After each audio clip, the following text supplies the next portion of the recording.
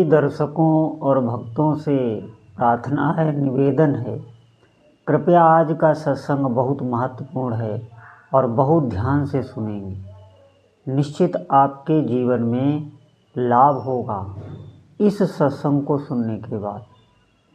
देखिए, जितने भी साधक हैं वो अधिकतर साधना तो कर रहे हैं, लेकिन भीतर ही भीतर संशय बना रहेगा। आप सोचेंगे ये संशय हट जाएगा, ये संशय ऐसे हटने वाला नहीं है। साधना में भगवान के नाम में जो भी आप जाप कर रहे हैं, मैं ये नहीं कह रहा हूँ कौन सा आप जाप कर रहे हैं, लेकिन आप साधना जिस विश्वास और श्रद्धा से की जाती है, उस विश्वास और श्रद्धा से प्रारंभ में ही साधना नहीं होने लगती, आपको थोड़ा समय लगता है। जैसे ही आपको कुछ अनुभूति होगी तो उस अनुभूति के बल पर आप आगे बढ़ेंगे। जैसे साधक ध्यान देना, भीतर ही भीतर अश्रद्धा संशय बना रहेगा। और ये बनता क्यों है? मैं ये कहता हूँ, अगर आप नियम से निष्ठा से साधना करने लग जाएं तो प्रारंभ से ही अनुभव होने लगते हैं। हम कुछ त्रुटियां करते रहते हैं, उन त्रुटियों का बखान मैं नहीं करूँगा, लेकिन आप इतना समझ लें कि आपको थोड़ा संयम रख के साधना करनी है। कोई इतना अशुद्ध खान पान नहीं करना है जिससे बुद्धि भ्रमित हो जाए, हृदय में जलन पड़ने लगे। आप नाम जप करें निष्ठा से, भाव से। बहुत लोग ये कहते हैं कि मुझे प्रभु का अनुभव ही नहीं, उन्हें भगवान है कि नहीं है इस पर ही उनका संशय बना हुआ है। आप ध्यान दें, मैं आपको बता रहा हूँ, अगर आप नाम की लय न तोड़ें, 24 घंटे लगातार भगवान के नाम का जप करते रहें बोल बोल के, जैसे मैं कर रहा हूँ, 24 घंटे में ही भगवान की अनुभूति हो जाती है। कर पाएंगे आप? नहीं कर पाएंगे। आप कहीं न कहीं बिल्कुल उसे छोड़ देंगे, आपका मन आपको हटा देगा। एक आसन पर 24 घंटे बोल के, जैसे मैं बता रहा हूँ, ऐसे अगर आप नाम जप कर पाएँ तो 24 घंटे में ही भगवान की अनुभूति हो जाती है। आपको आसन छोड़ना नहीं है, कुछ ग्रहण नहीं करना है। आप ये समझें, शौच आज लगी तो जाना है और तुरंत कहीं किसी से बोलना नहीं, बिल्कुल पवित्र होकर तुरंत बैठ जाना है। वैसे इसमें खाया नहीं जाता एक दिन पहले ही, क्योंकि कोई शौच आदि ना हो। बिल्कुल आसन नहीं छोड़ना, बोल बोल के बिल्कुल लय लगा देनी नाम की, तो ये कोई नहीं कर पाएगा। बहुत, मैं आपको बता रहा हूँ, बहुत दिव्य दिव्य अनुभूतियाँ होती हैं भगवान नाम जप में। लेकिन क्या है, हमारे भीतर बहुत से संशय बने रहते हैं, और वो संशय हमारे होते हैं पूर्व कर्मों से।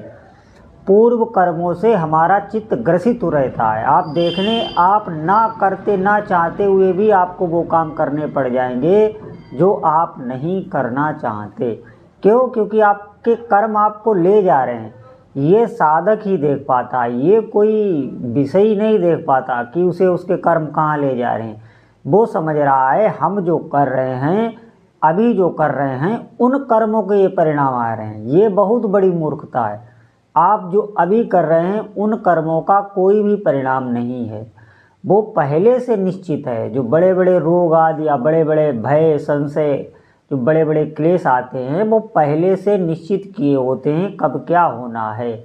और अभी जो आप कर रहे हैं वो आपका आगे जमा हो रहा है, आगे उसका फल मिलेगा। यही बात समझने में साधक बहुत देर लगा देता है। जैसे कोई पाप कर्म प्रारंभ करता है, कोई बहुत पाप कर रहा है, तो आप देखना उसकी उन्नति होने लगती है। क्यों? क्योंकि प्रभु जो भगवान की माया है, वो उसके ढूंढ ढूंढ के जो अच्छे अच्छे कर्म हैं, अच्छे अच्छे पुण्य हैं, उनका फल भेजने लगती है। और ये प्रवृत्त हो, क्योंकि उसकी बहुत हानि होने वाली है। आगे जब उसके एक भी पुण्य कर्म नहीं बचेगा, पाप ही बचेंगे, अब भी पाप कर रहा है, तो फिर उसकी बहुत दुर्गति हो जाती है। ये ध्यान रखना। यही बात कोई समझ नहीं पाता। आप भक्ति पे चले, आपने आराधना आरंभ की, आपके आगे क्लेश आने लगे। क्यों? क्योंकि आपके पीछे से सब मल हटाना है। सब मल हटा दिया जाएगा। आपको बहुत हल्के में क्लेश देके बिल्कुल आगे आपका जीवन सुखमय बना रहा है ये भगवान नाम। साधक ये बात समझ नहीं पाते, वो संशय कर बैठते हैं। वो जब उनका मंद हो जाता है, प्रारंभ में जिस अवस्था में उनका जप होता है, जितनी तीव्रता में वो भजन करते हैं, वो तीव्रता नहीं रह जाती। तीव्रता भजन में तभी बनेगी जब आप पर भगवान की कृपा होगी, और भगवान की कृपा तभी होती है जब आप सच्चाई से चलें प्रभु को पाने के लिए। आप हमारे हृदय में सबसे बड़ी बात तो ये है कि भगवान को पाने की, उनको दर्शन की कोई लालसा ही नहीं है, कोई नहीं, हमें कोई मतलब ही नहीं भगवान के दर्शन की, हमें ज़रूरत ही नहीं पड़ रही। ये सबसे गंदा हृदय है, ये समझें आप। हमारा अभी हृदय अपवित्र है। थोड़ा सा भी अगर आपका हृदय पवित्र हो जाएगा तो आपको भजन के अतिरिक्त और कुछ सुहाएगा नहीं, और प्रभु के दर्शन की व्याकुलता प्रकट हो जाएगी। इसी से भजन बनता है, इसी से कृपा भी मिलती है। भगवान कोई बाहर की वस्तु नहीं है, वो बाहर भीतर हर जगह व्याप्त हैं। वो देख रहे हैं आपके भीतर की भावना, आप क्या चाह रहे हैं, वास्तविक आप क्या चाह रहे हैं। तो हमारे ये भाव बने। देखिए, हम विषयों में अगर भटके रहेंगे, इस संसार में ही सुख के लिए हम कर्मरत रहेंगे, इस संसार को ही लक्ष्य बनाए रहेंगे, ये आप ध्यान दे लें कि हम अभी अपने अंतःकरण में ही जी रहे हैं, और ये इसका मुख होता है संसार की तरफ।